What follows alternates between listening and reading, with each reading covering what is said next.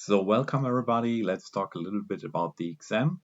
So in the first problem, we had 15 multiple choice questions, so easy ones. And this implies that you can train this kind of stuff with all the Kahoots.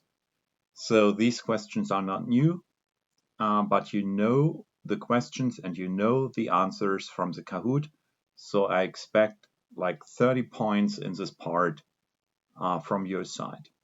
First question, compared to the discounter brand, yeah, the brand Nutella is an inferior good. No, like Nutella is a superior good. In case that income increases, the demand for Nutella would increase and the demand for the discounter brand would decrease.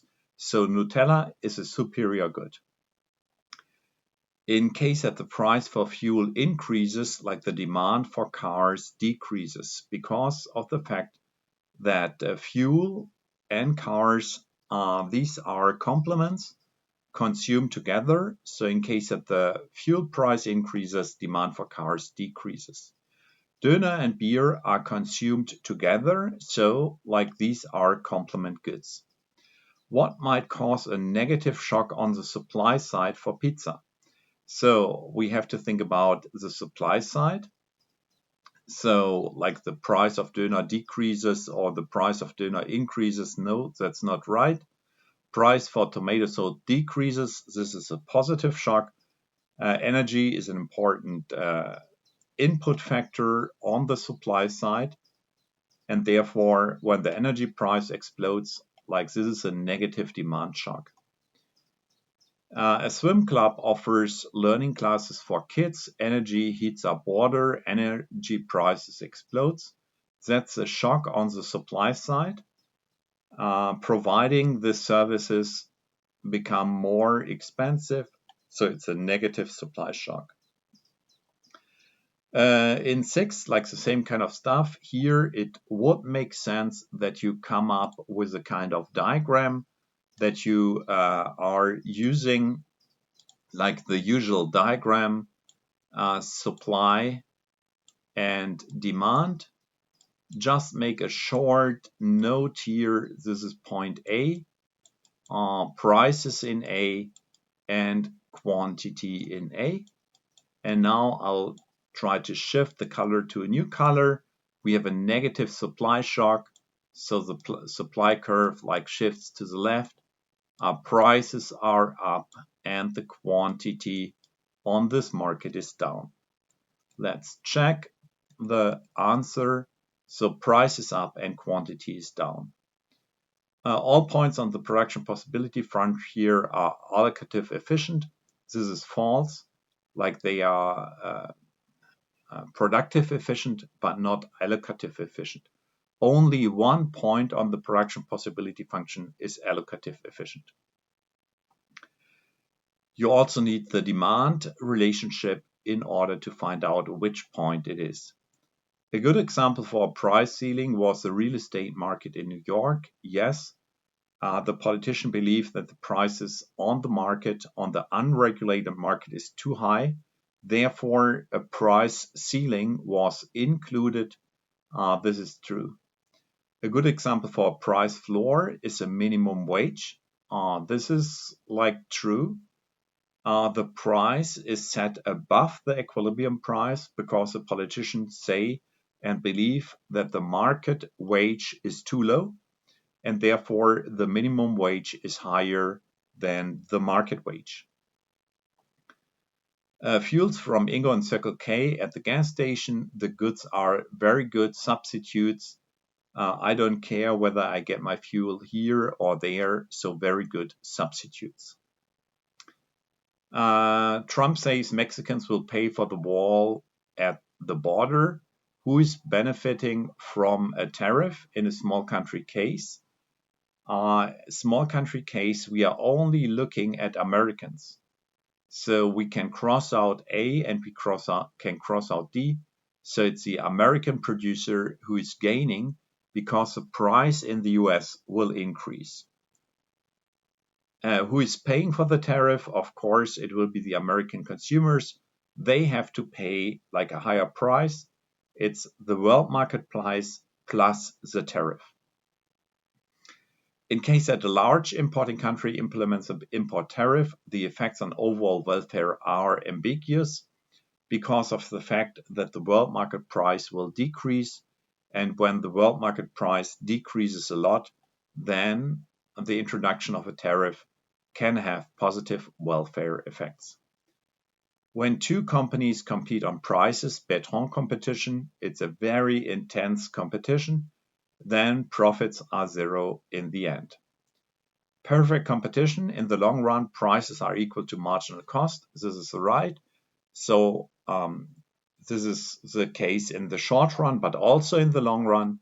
So prices are equal to marginal cost, and in the long run, on top, prices are also equal to the minimum of the average total cost. But this sentence here is true. Let's go to the harder questions. You have not seen this kind of stuff before, so a little bit harder. Printer and ink are consumed together. So when the price of ink increases, the demand for printer would decrease, so the cross price elasticity is negative. Answer alternative F is right, but in the exam I made a mistake. So the answer table only went from A to E, so you were not able to make your cross at the F column, and therefore every student received positive points here. Apples and oranges, these are like substitutes.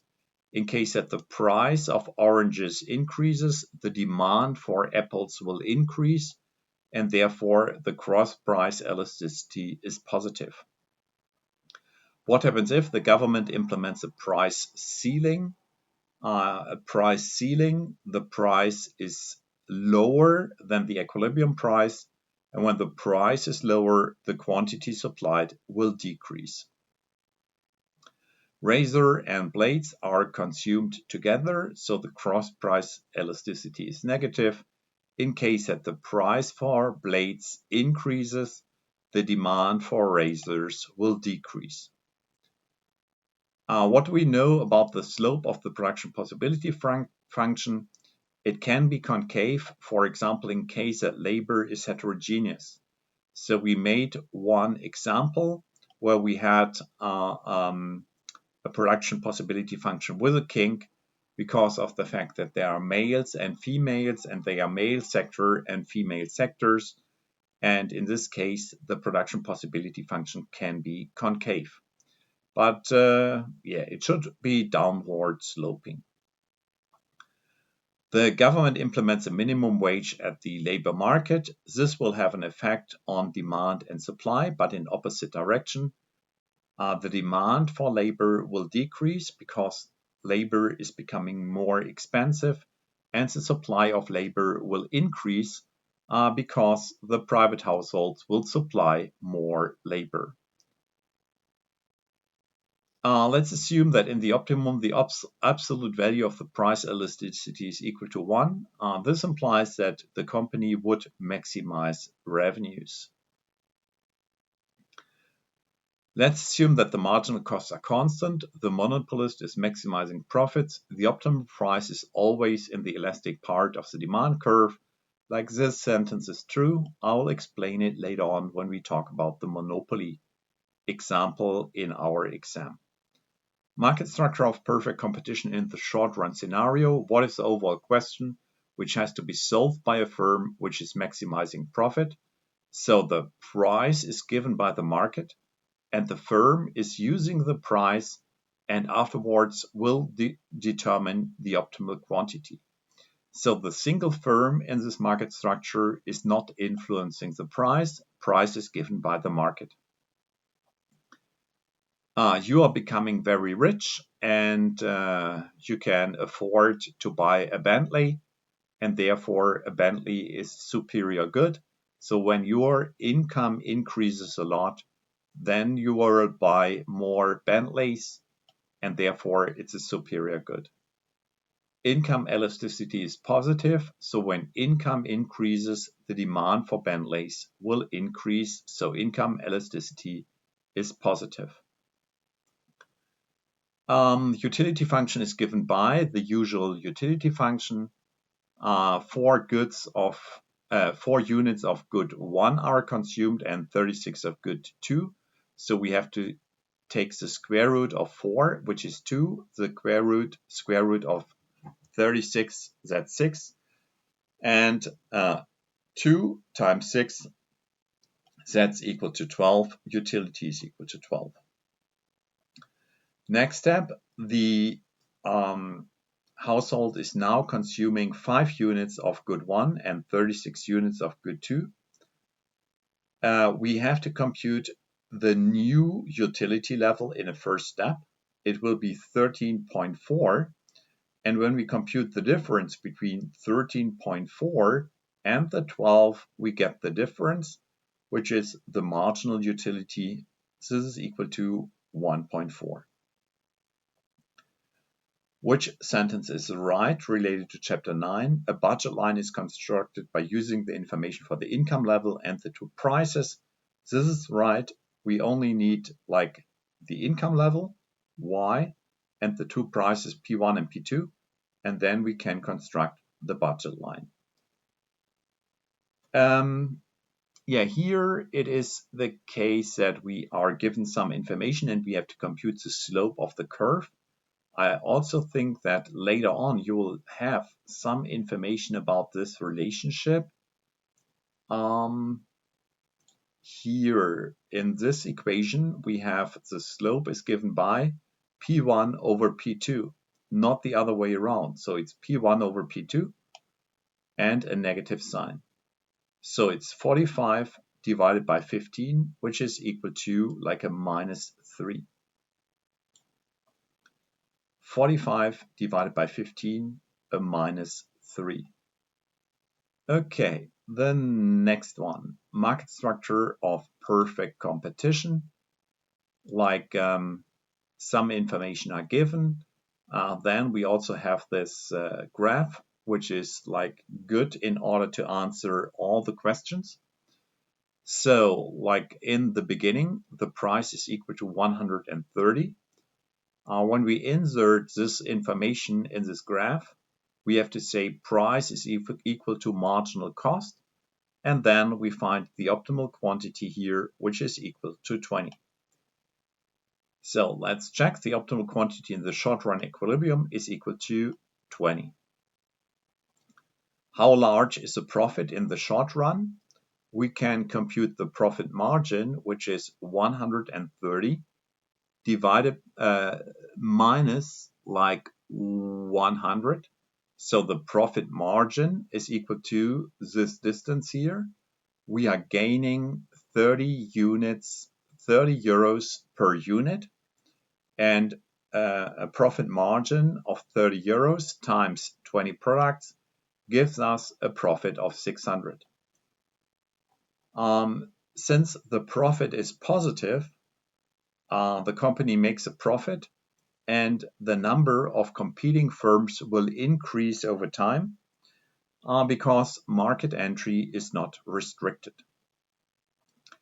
In the long run equilibrium, each firm will produce the amount of 10. Why is that? We have to check where is the minimum of the average total cost. It's here in this point. The quantity is equal to like 10. So we have to look for the minimum of the average total cost, and the quantity is equal to 10 here. In the long run equilibrium, the profit will be equal to 0. So the profit margin should be 0. So we are selling something for the price of 90, and the costs are also equal to 90. Average total costs are equal to 90, so the profit margin is 0, and the profit will be equal to 0. So also here, profit is equal to 0 in the long run, and the price is equal to 90. We have to check for the minimum of the average total cost, and hence the price will be equal to 90. Next one. This is like a map of some indifference curves and a budget line. First question, how large is the utility level represented by the indifference curve I3? I3 is this one, and point B seems to be interesting. So 25 units of Q2 and 4 units of Q1. This point is interesting because we can easily compute the square root of 4, which is equal to 2, and the square root of 25, which is equal to 5. So 5 times 2, that's equal to a utility level of 10. How large is the utility level the household can reach in the utility maximum? The utility maximum is given by this point here. So the household can achieve the utility level I2. And I want to compute the utility level at point C. And this is equal to, like, the square root of 6 times the square root of 6. So the utility level, which is represented by indifference curve I2, this is equal to 6. Let's assume that the price of a chocolate bar is equal to, like, P2 is equal to 1. How large is the budget of the household? We have to check this point here. I can augment it a bit. So this point, we are spending all our money on chocolate bars. We are not buying theater plays at all. So theater plays is equal to 0. We're spending all our income on chocolate bars, and we can afford 24 chocolate bars. The price of a chocolate bar is equal to 1, so our income is equal to 24 euros. So income equal to 24. How large is the real income measured in units of good one, theater plays? So here we have to look for this intersection here. What if we only buy theater plays? We can afford 6 theater plays for our income. So the real income is equal to, like, 6 theater plays. How large is the slope of the budget line?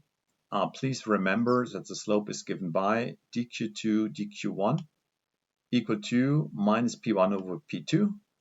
So that's like when we start in this point, we can go like 6 steps to the right, and then the curve goes 24 steps down. So like 6 steps to the right, this is dq1, and 24 steps down, that's dq2 is equal to, like, minus 24. So the slope of the curve is given by minus 24, which is dq2, divided by dq1. So the slope is a minus 4. How large is the price of good one? So we know that the income is 24, and when we spend all our income on theater plays, we can buy 6 theater plays. So the price has to be equal to 24, the income, divided by 6. So the price is equal to, like, 4. So P1 is equal to 4.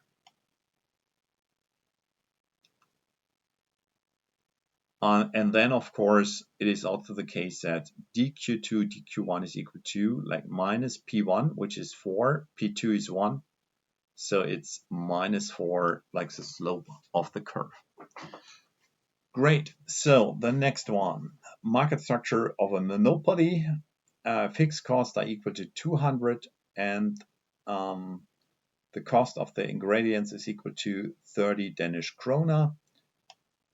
So we have to find the optimal quantity, and we can proceed as follows. I can copy paste the information to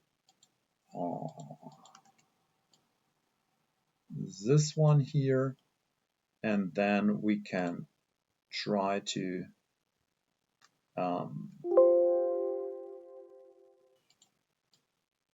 solve it.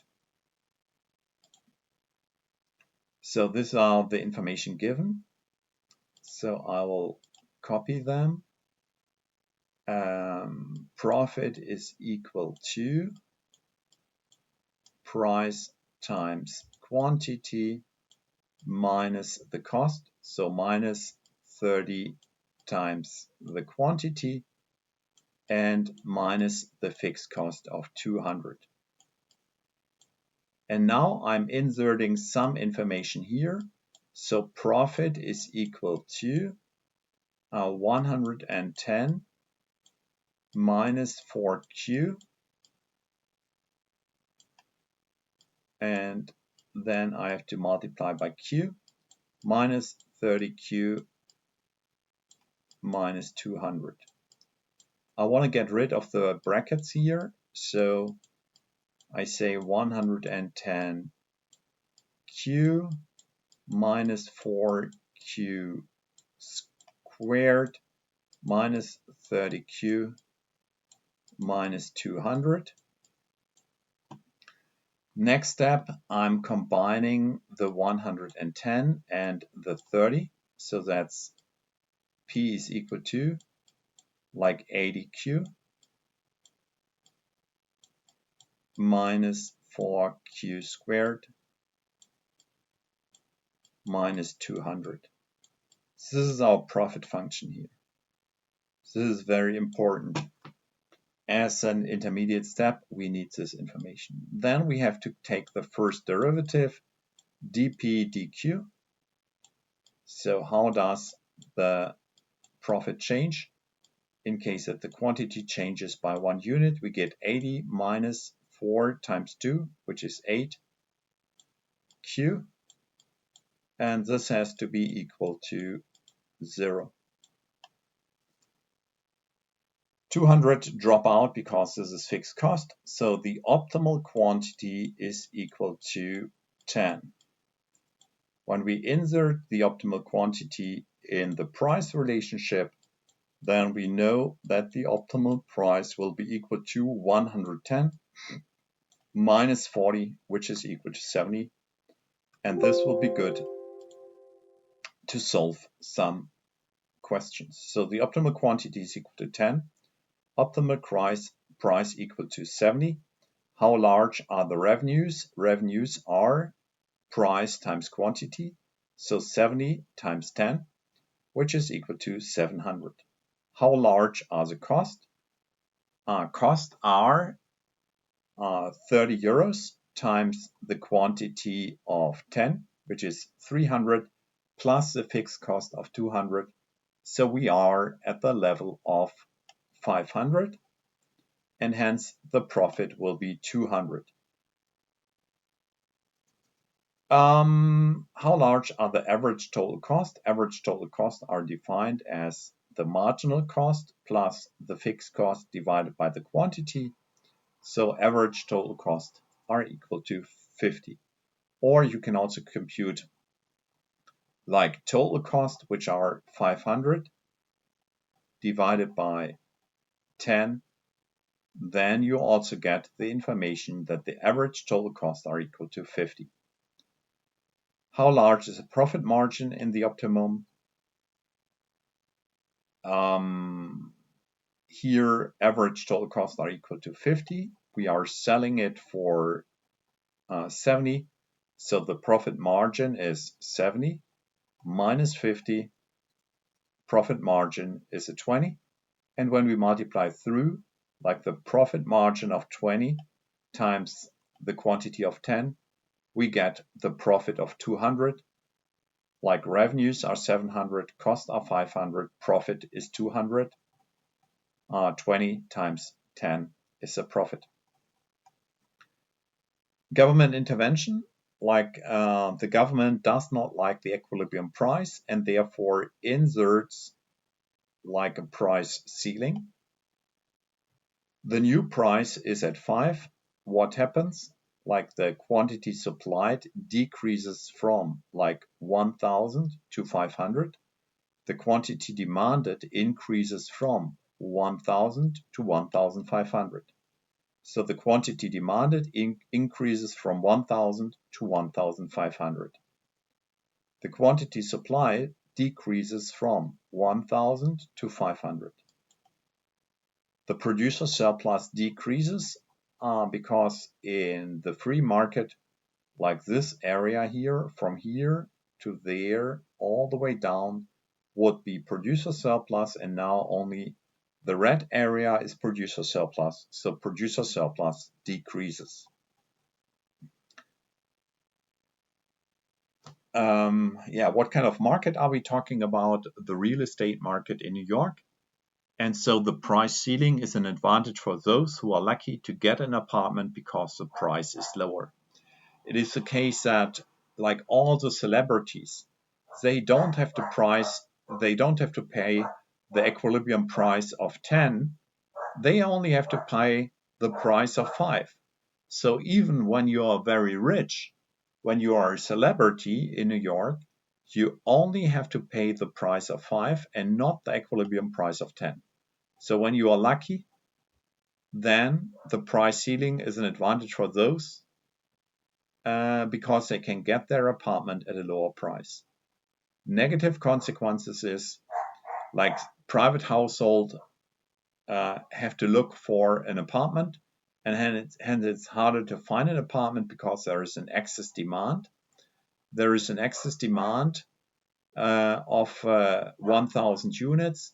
So this is a demand of 1,500. This is a supply of 500.